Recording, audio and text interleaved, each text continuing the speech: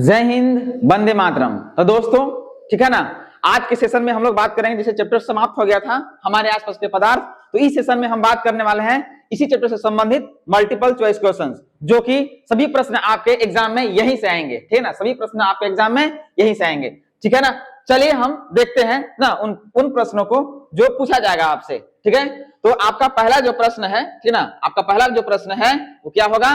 ठीक है, कहता कि निम्नांकित में कौन पदार्थ है? निम्नांकित में कौन पदार्थ है? तो हमने आपको बताया था कि पदार्थ किसको कहते हैं। ठीक है ना, तो पदार्थ किसको कहते हैं? तो वैसा वस्तु जो स्थान छेदता है और जिसका द्रव्यमान होता है उसी को बोलते हैं। तो देखिए यहाँ पर आपका ऑप्शन दिया हुआ है गंध, ठंडा, प्रेम, ठंडा पे।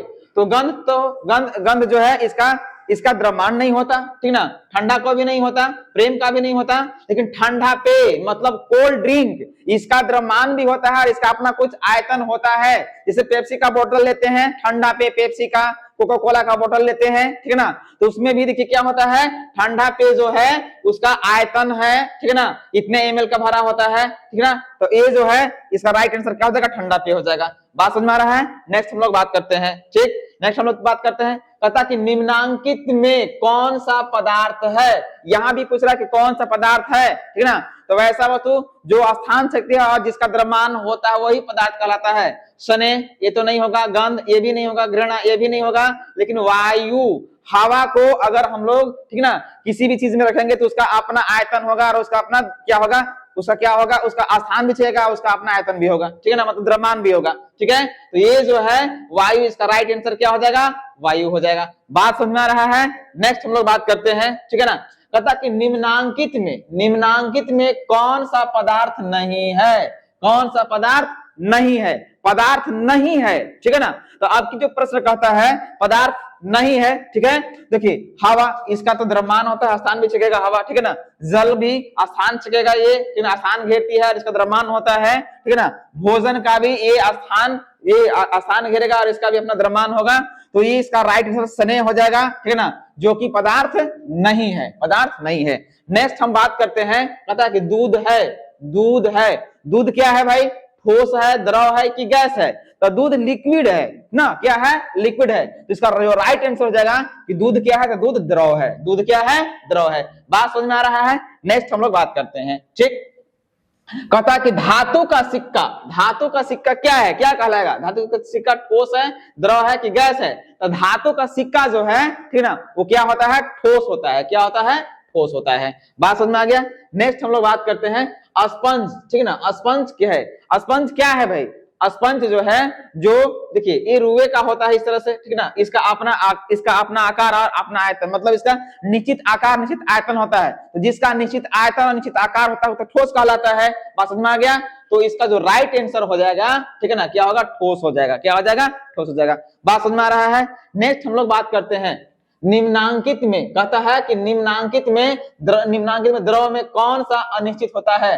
अनिश्चित। तो मैंने बात किया था, देखिए ठोस के बारे में आपको बताया गया था कि ठोस के बारे में बताया गया था, ठीक है ना, कि आयतन और आकार, आयतन और आकार, ठीक है ना, आयतन और आकार, ठीक है ना, दोनों इसमें क्या होता है? दोनों फिक्स्ड होता है। ठीक है, दोनों फिक्स होता है। ठीक है, आयतन और आकार जो है दोनों फिक्स होता है। किसमें? ठोस में। लेकिन एक द्रव में क्या होता है? द्रव में आयतन फिक्स है लेकिन उसका आकार फिक्स नहीं होता है। आकार फिक्स नहीं होता है। और गैस में दोनों फिक्स नहीं होता है, दोनों फिक्स नहीं होता है। तो कहता है कि निम्नांकित में द्रव में, तो द्रव में कौन सा अनिश्चित है? तो आयतन निश्चित होता है लेकिन आकार निश्चित नहीं होता। तो इसका जो राइट आंसर हो जाएगा आकार। ठीक है ना, बात समझ में आ रहा है? नेक्स्ट हम लोग बात करते हैं। ठीक, कहता कि निम्नांकित में द्रव में कौन निश्चित होता है? निश्चित। तो द्रव में निश्चित क्या होता है? अभी जस्ट मैंने पिछले क्वेश्चन में देखा कि द्रव में क्या चीज निश्चित? तो द्रव में आयतन निश्चित लेकिन आकार निश्चित नहीं। तो इसमें आयतन जो हो जाएगा आपका निश्चित हो जाएगा, आयतन निश्चित हो जाएगा। बात समझ में आ गया?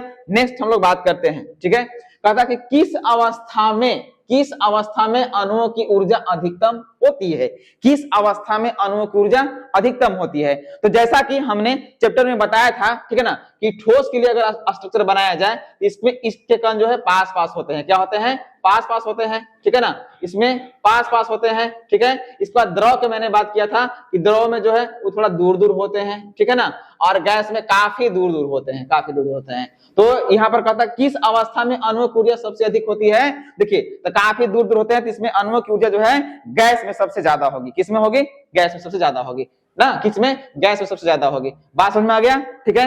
नेक्स्ट हम लोग बात करते हैं, ठीक है ना, कहता कि किस अवस्था में अणुओं की ऊर्जा सबसे कम होती है, सबसे कम। तो पिछले क्वेश्चन में मैंने देखा स्ट्रक्चर के माध्यम से, ठीक है ना, कि ठोस के अणु पास पास होते हैं, ठोस के अणु क्या होते हैं, पास पास होते हैं। तो ठोस के अणु पास होते हैं इसलिए इनके अणुओं की ऊर्जा जो है काफी कम होगी। तो ऑप्शन दिया था ठोस, द्रव, गैस, इनमें से कोई नहीं, इसका जो राइट आंसर होगा ठोस। बात समझ में आ गया। नेक्स्ट हम लोग बात करते हैं, ठीक है ना, कहता कि पदार्थ की मुख्य अवस्थाएं होती है। पदार्थ की मुख्य अवस्थाएं कितनी होती है, तो मैंने चैप्टर की शुरुआत में ही बताया था पदार्थ की अवस्था के बारे में, ठीक है ना। तो वहां पर जो होता है पदार्थ की मुख्य अवस्थाएं 3 होती है। तो आपका ऑप्शन दिया है 2, 3, 4, इसका जो राइट आंसर हो जाएगा, ठीक है ना, तो पदार्थ की मुख्य अवस्था कितना होता है, 3। हालांकि 9th क्लास में पदार्थ की कुल अवस्था के बारे में पूछेगा कि पदार्थ की कुल कितनी अवस्था होती है, तो 5, लेकिन मुख्य अवस्था के बारे में अगर बात करेगा तो हम लोग 3 करेंगे। बात समझ में आ रहा है यहाँ तक, ठीक है ना। नेक्स्ट हम लोग बात करते हैं, चलिए, ठीक है। पदार्थ की चतुर्थी अवस्था मतलब पदार्थ की चतुर्थ अवस्था, ठीक है, पदार्थ की चतुर्थी अवस्था मतलब चतुर्थ अवस्था, ठीक है ना, कौन सा है इसमें, तो बोस-आइंस्टाइन कंडेंसेट है कि प्लाज्मा है कि द्रव है कि गैस है। तो देखिए, पदार्थ की जो चौथी अवस्था होती है, पदार्थ की चौथी जो अवस्था होती है वो प्लाज्मा अवस्था होती है। कौन होती है, प्लाज्मा अवस्था। बात समझ में आ रहा है, क्योंकि मैंने चैप्टर में पढ़ाया है इस चीज को, इसलिए बात कर रहे हैं, ठीक है। देखिए, पदार्थ की पंचम अवस्था चैप्टर के अंतिम में मैंने इसको पढ़ाया था कि पदार्थ की पंचम अवस्था कौन सा है, ठीक है ना।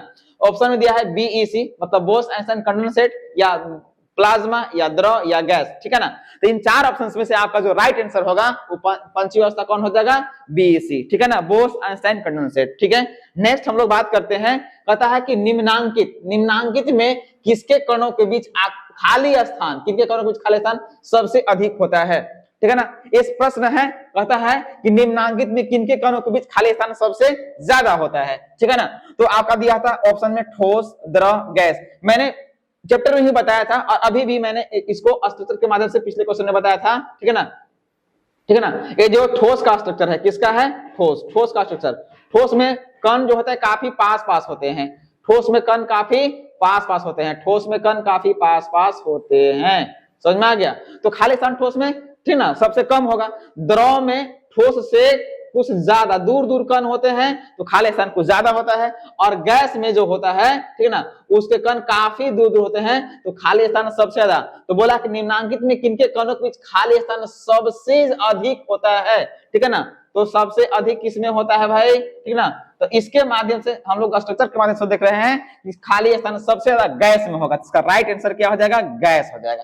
बात समझ में आ रहा है यहाँ तक, ठीक है ना। आगे बात करते हैं, ठीक है। निम्नांकित में, ठीक ना, निम्नांकित में खाली स्थान सबसे कम होता है ना। तो 4 ऑप्शन दिया है, निम्नांकित में खाली स्थान सबसे कम कौन होता है, ठोस में होता है कि द्रव में कि गैस में। तो अभी जस्ट मैंने पिछले क्वेश्चन में देखा स्ट्रक्चर के माध्यम से कि ठोस के कण काफी पास पास होते हैं जिसका आंसर खाली स्थान सबसे कम होता है, ठीक है ना। तो जो खाली स्थान सबसे कम का राइट आंसर जो हो जाएगा वो ठोस हो जाएगा। क्या हो जाएगा, ठोस हो जाएगा। बात समझ में आ रहा है। नेक्स्ट हम लोग बात करते हैं, ठीक है ना, कहता कि निम्नांकित में कौन कपड़ा गर्मियों के समय अधिक आरामदेह होता है, ठीक ना। निम्नांकित में कौन सा कपड़ा जो है गर्मियों के समय में अत्यधिक आरामदेह होता है, ठीक है ना। तो चैप्टर में मैंने इस पे बात किया था, ठीक है, कौन सा ऑप्शन दिया है, पॉलिएस्टर कपड़ा, सिल्क कपड़ा, सिंथेटिक की सूती कपड़ा, ठीक है ना। तो गर्मी के मौसम में देखिए सफेद कपड़ा या सूती कपड़ा या रंगीन कपड़ा, जो हल्के रंग का जो कपड़ा होता है वो आरामदेह होता है, ठीक है ना। तो इसका जो राइट आंसर हो जाएगा कौन सा हो जाएगा यहाँ पे, सूती कपड़ा, क्योंकि सफेद दिया हुआ नहीं है इसमें, ठीक है ना। तो इसको हम लोग सूती कपड़ा को टिक लगाएंगे, ठीक है ना। आर्द्र वायु, कहता है कि आर्द्र वायु में गीले कपड़े सूखते हैं। आर्द्र वायु, जब हवा में जलवाष्प की मात्रा अधिक होती है तो कपड़ा देरी से सूखता है कि जल्दी सूखता है, मतलब विलंब से सूखता है कि जल्द उमस के कारण कि ठंडा के कारण, ठीक है ना, किनमें से कोई नहीं। तो आर्द्र वायु में जो है, ठीक है ना, वो गीले कपड़े जो हैं वो विलंब से सूखते हैं, विलंब से। जैसे आपका ना बरसात के मौसम में जब कपड़ा आप धोकर डालते हैं तो उस कपड़े को सूखने में 3 से 4 दिन का समय लग जाता है, जबकि ठंडी गर्मी का मौसम में अगर उस कपड़े को डालेंगे तो आपको 2-3 घंटे में ही 1-2 घंटे में ही सूख जाता है। मतलब गर्मी के मौसम में जो होता है, ठीक ना, वो आर्द्र वायु कम होता है, ठीक ना, उसमें हवा में जलवाष्प की मात्रा न के बराबर होती है, लेकिन जबकि बरसात के मौसम में उस हवा में जलवाष्प की मात्रा अधिक होती है। बात समझ में आ गया?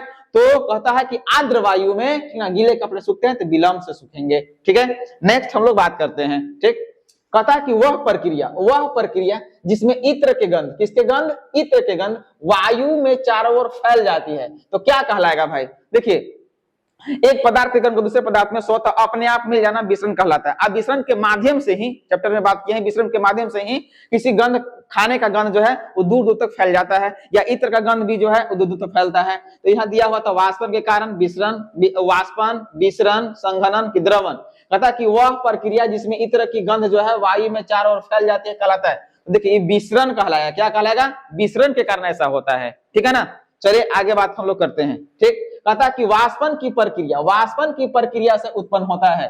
वाष्पन की प्रक्रिया से उत्पन्न होता है, आपका ऑप्शन था गर्मी उत्पन्न होता है, ठीक है ना, ठंडक उत्पन्न होता है, ताप में वृद्धि होता है, इनमें से कोई नहीं। देखिए वाष्पन के कारण, तब मैंने चैप्टर में बात किया था कि वाष्पन के कारण जो होता है हम लोग को ठंडा लगता है। जैसे, ठीक ना, जब हम लोग नहाते हैं और अपने ऊपर पानी डालते हैं, ठीक है ना, तो हमारे बॉडी का टेम्परेचर कितना होता है? 37 डिग्री सेल्सियस होता है, ठीक है ना। लेकिन जब पानी डालते हैं तो पानी वाष्प बन के उड़ता है, जिस कारण से हमारा बॉडी का टेम्परेचर यूज होता है, और 37 से 36 होगा, 35 होगा, तो हमें ठंडा महसूस होता है। ठीक है ना, बात समझ में आ रहा है यहाँ तक? या फिर एक क्वेश्चन आपको चैप्टर में ही बताया गया था, ठीक है ना, कि जब एसीटोन को, पेट्रोल को या इत्र को हथेली पर रखते तो हथेली ठंडी क्यों लगती है? तो वाष्पीकरण के कारण। तो यहाँ जो है जो वाष्पीकरण के कारण, तो कहता कि वाष्पन के कारण देखिए प्रक्रिया से उत्पन्न क्या होगा? तो ठंडक। इसका राइट आंसर क्या हो जाएगा? ठंडक उत्पन्न होता है। ठीक है ना, बात करते हैं हम लोग आगे। किसी ठोस पदार्थ, कहता है किसी ठोस पदार्थ का सीधे वाष्प में परिवर्तन कहलाता है। ठीक ना, किसी ठोस पदार्थ का सीधे वाष्प में परिवर्तन क्या कहलाएगा? वाष्पन कहलाएगा, उबालना कहलाएगा, संघनन या ऊर्ध्वपातन। ठीक है ना, जनरली हम लोग जानते हैं, ठीक है ना, कि कोई भी ठोस पदार्थ को अगर गर्म किया जाए, क्या किया जाए? गर्म किया जाता है तो द्रव बनता है। अगर द्रव को गर्म किया जाए तो क्या बनता है? ठीक ना, गर्म करने पर गैस बनता है। ठीक है, जनरली हम लोग जानते हैं इस बात को कि ठोस को गर्म करने से द्रव बनता है, द्रव गर्म करने से गैस बनता है, और ठंडा करने पर गैस से द्रव बनेगा, द्रव से फिर क्या बनेगा? ठोस बन जाएगा। ठीक है, लेकिन कुछ ऐसे पदार्थ हैं जो ठोस को गर्म करेंगे तो सीधे गैस बनेगा, और गैस को ठंडा करने के बाद जो है वो क्या बनता है? ठोस बनता है। तो यह प्रक्रिया जो है ना ऊर्ध्वपातन कहलाता है। क्या कहलाता है? ऊर्ध्वपातन।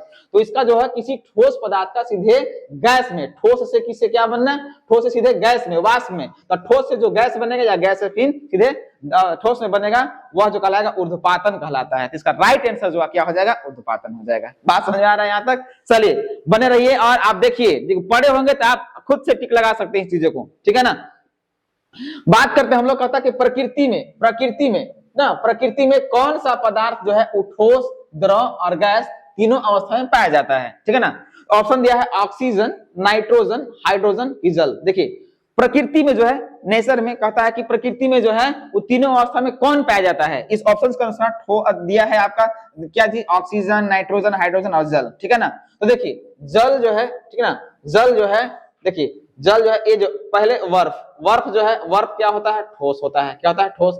और अगर ये ठोस होता है, बर्फ क्या होता है? ठोस होता है। ठीक है ना, और इसको अगर गर्म कर दिया जाए तो बन जाएगा जल। ठीक है ना, जल। ठीक है, जल ये हो जाएगा आपका द्रव अवस्था में, और इसको फिर गर्म कर दिया जाए, ठीक है ना, तो ये हो जाएगा वाष्प में बदल जाएगा। ठीक है, मतलब ये गैस हो गया। ठीक है, तो देखिए पानी जो है, जल जो है, वो तीनों अवस्था में रहता है, ठोस, द्रव और गैस। तो इसका जो राइट आंसर आपका हो जाएगा वो जल हो जाएगा। बात समझ में आ रहा है यहाँ तक? ठीक है, नेक्स्ट हम लोग बात करते हैं आगे। ठीक है, पता कि गर्म करने पर गैसों का आयतन, ठीक है ना, आपको पता है। ठीक है, देखिए ठोस को गर्म करेंगे, ठीक है, ठोस को गर्म करेंगे तो क्या बनता है? द्रव। और द्रव को गर्म करेंगे तो क्या बनेगा भाई? तो गैस बनेगा।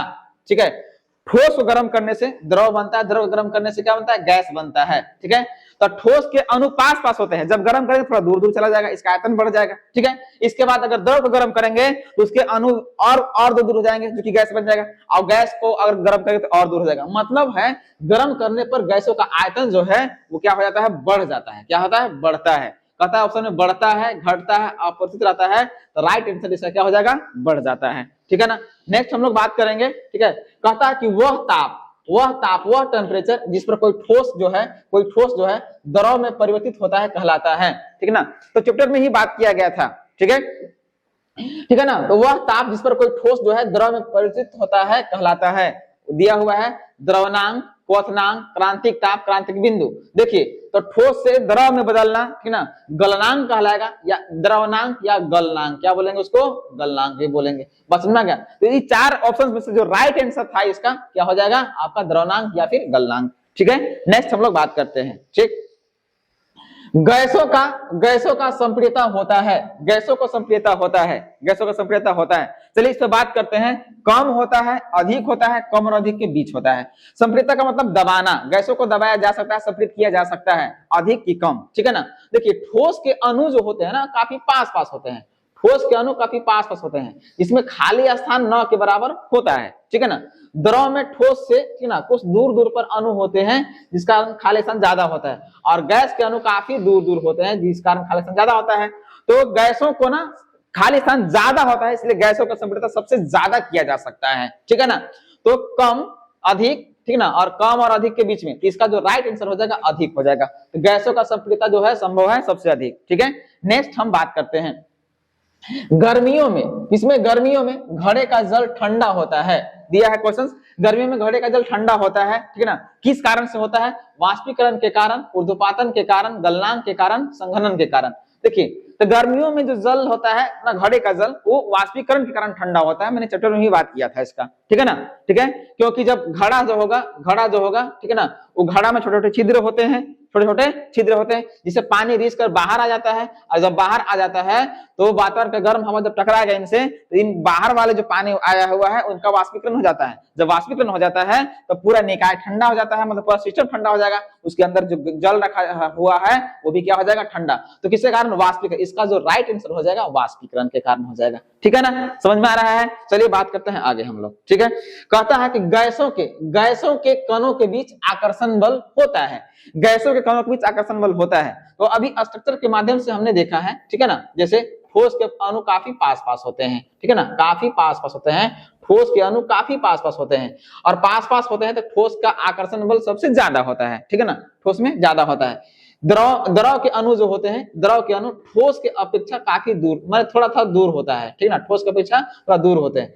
और ठोस के अपेक्षा दूर होते हैं तो खाली स्थान ज्यादा होता है, जिस कारण आकर्षण बल इसमें थोड़ा सा ठोस के अपेक्षा कम लगता है। ठीक है, और गैस के अणु जो होते हैं वो काफी दूर होते हैं, गैस के अणु काफी दूर होते हैं, जिस कारण खाली स्थान ज्यादा होता है और आकर्षण बल सबसे कम। तो एक गैस में आकर्षण बल कम होता है, आकर्षण बल कम, ठीक है ना, गैस में आकर्षण बल,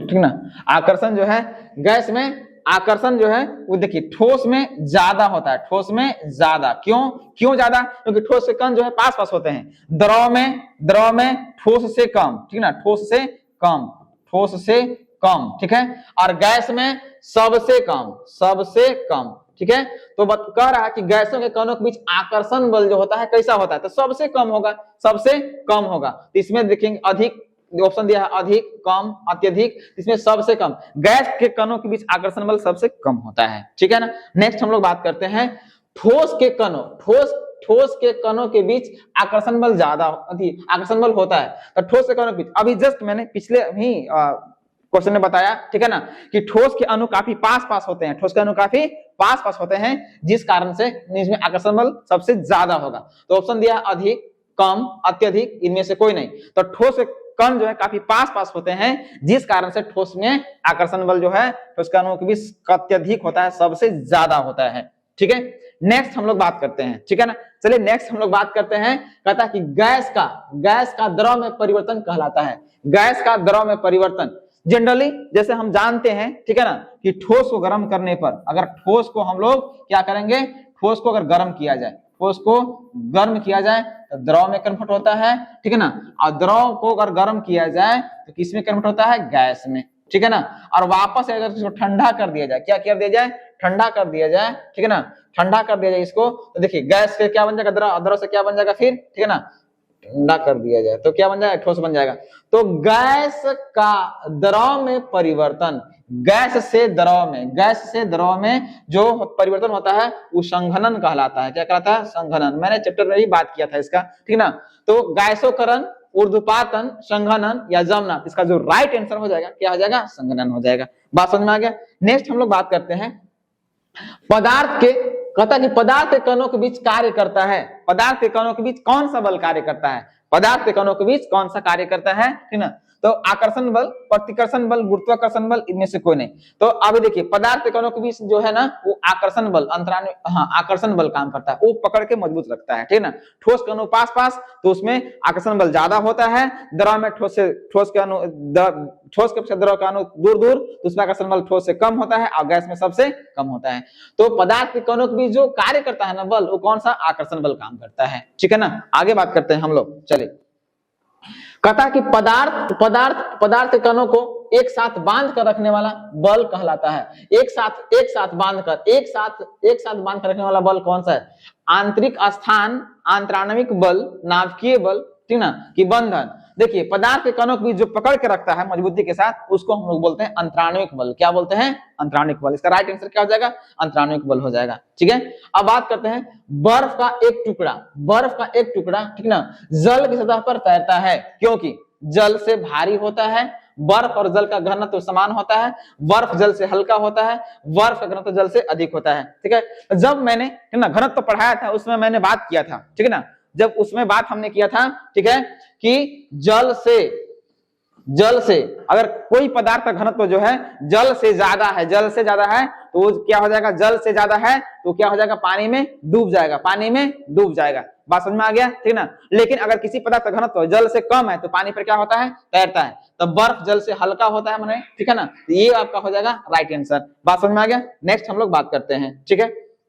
कहता है कि 25 डिग्री सी तापक्रम बराबर है, 25 डिग्री सी तापक्रम बराबर है। 25 डिग्री सी तापक्रम बराबर है किसके बराबर है भाई? ये, ठीक है ना। तो मैंने आपको पिछले वीडियो में बताया था, ठीक है ना, ठीक है ना, कि 25 डिग्री सी तापक्रम जो है बराबर, मतलब सी से अगर के में जाना है, सी से के में जाना है तो सी से के में जाने के लिए हम लोग 273 क्या करते हैं? जोड़ते हैं। समझ में आ गया। तो इसका जो राइट आंसर हो जाएगा, आप बताइए कि सी से के में आपको इसको मतलब 25 डिग्री सी तापक्रम बराबर है, सब यहाँ ऑप्शन के में दिया हुआ है, ठीक है ना। तो सी से के में जाने के लिए हमको क्या करना होगा, ठीक है। तो आपका के बराबर, आपको बात किया था के बराबर, ठीक ना, डिग्री सी प्लस 273, ठीक है ना। तो सी जो है यहाँ पर 25 है और उसमें 273 क्या कीजिए आप? जोड़ दीजिए, ठीक है। तो कितना जाएगा? 3 और 5 8 हो जाएगा, 7 2 9 हो जाएगा, 298 की इसका राइट दिया है 298, है ना, 248 125। तो इसका राइट आंसर क्या हो जाएगा? 298 की हो जाएगा, ठीक है ना। ठीक है, बात समझ में आ रहा है यहाँ तक। नेक्स्ट हम लोग बात करते हैं, ठीक। कहता है कि 100 डिग्री सेल्सियस तापक्रम का के में मान होता है। डिग्री सेल्सियस, सी से के में जाना है, सी से के में जाना है, तो सी से के में जाना है तो के equal to degree C plus 200, ठीक ना, 73 हम लोग कर देते हैं, ठीक है ना, 273। लेकिन यहाँ देखिए 273 जनरली हम लोग जोड़ते हैं, लेकिन इसका जो मान होता है 273.15 होता है। बात समझ में आ गया। इसको जोड़ दीजिए, ठीक है। जनरली जब दिया रहता है तो 273, लेकिन जब 1 पॉइंट में 15 भी है तो 1.5 भी इसका रहता है। मतलब ये जो है तो दिया हुआ है 100 और 100 में हम लोग जोड़ देंगे 273.15, ठीक है ना। तो 273 में 100 जोड़ेंगे तो कितना हो जाएगा? 373.15 ना, 373.15 आपका हो जाएगा। बात समझ में आ गया। तो इसका जो दिया हुआ ऑप्शन 215.15, 313.15, 473.15 और 537.15, तो इसका जो राइट आंसर होगा 373, ठीक है ना, 373, ठीक है। 373 कितना हो जाएगा? 15, 373.15, ठीक है। तो 373 ये चारों ऑप्शंस में कहीं नहीं लिखा हुआ है, ठीक है ना। 373 देखिए इसमें चारों ऑप्शंस में कहीं नहीं लिखा हुआ है 373, ठीक है ना। तो इसको देखिए यहाँ पर थोड़ा सा मिस्टेक हो गया है, इसको बना लेना है, इसको 7 कर लेना है। बात समझ में आ गया। 373.15 इसके अनुसार जो इसका राइट आंसर जो हो जाएगा बी हो जाएगा। बात समझ में आ गया।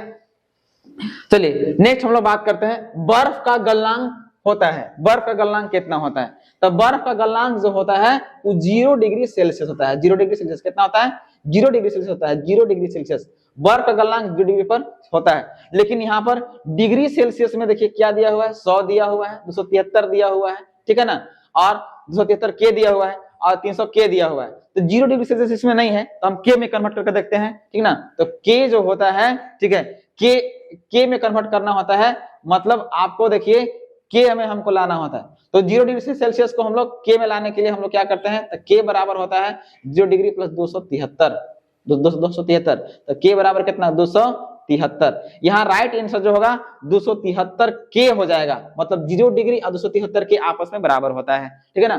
तो बर्फ का गलनांक जो होता है वो कितना होता है, तो option 100 degree Celsius, 273 degree Celsius, 273 के, तो 273 के को हम लोग टिक लगाएंगे। बात समझ में आ गया। नेक्स्ट हम लोग देखते हैं, ठीक है। कहता है, ठीक ना, कि 200 के तापक्रम बराबर है, 200 के तापक्रम बराबर है। देखिए के में दिया हुआ है और सब ऑप्शन हम लोग को सी में दिया हुआ है, इसका सीधा मतलब निकलता है कि हम लोग को के से सी में जाना है, के से सी में जाना है। तो डिग्री सेल्सियस में जाने के लिए, देखिए के से सी में जाने के लिए आपको सी से के में जाने के लिए, आगे जाने के लिए हम लोग को 273 क्या करना पड़ता है, जोड़ना पड़ता है। क्या करना पड़ता है, जोड़ना पड़ता है। और पीछे आने के लिए क्या करना पड़ता है, 273 क्या करना होता है, घटाना होता है, ठीक है ना। तो इसको हम लोग देखिए डिग्री सेल्सियस में जब कन्वर्ट करना है, इसको डिग्री सेल्सियस में कन्वर्ट करना है, तो डिग्री सी बराबर होता है, ठीक ना, के माइनस, ठीक ना, के माइनस 273 हो जाएगा, के माइनस 273 हो जाएगा। समझ में आ गया ना। तो इधर हो जाएगा के का मान कितना दिया हुआ है, तो 200 दिया हुआ है, 200 दिया हुआ है, और 273 हम लोग क्या करेंगे, घटा देंगे, ठीक है ना। समझ में आ रहा है। तो यहाँ घटाएंगे तो कितना आएगा, -73 आ जाएगा, -73, ठीक है। तो इसका जो राइट आंसर क्या हो जाएगा, -73 डिग्री सेल्सियस हो जाएगा। बात समझ में आ गया। कोई डाउट किसी को, यहाँ तक किसी को कोई डाउट है अभी तक, नहीं ना। चलिए आगे बात करते हैं हम लोग। कहता है कि जल का क्वथनांक है, जल कितनी डिग्री पर खौलता है, ठीक ना, 0 डिग्री, 100 डिग्री, 273 डिग्री, ठीक ना, और 373 डिग्री सेल्सियस। किस पे खौलता है, जल का बॉइलिंग पॉइंट क्या है, तो जल का जो क्वथनांक जो होता है वो 100 डिग्री सेल्सियस होता है। कितना होता है, 100 डिग्री सेल्सियस होता है। बात समझ में आ गया दोस्तों, ठीक ना। आज के लिए इतना ही, ठीक ना। नेक्स्ट वीडियो के लिए बने रहिएगा, ठीक है ना।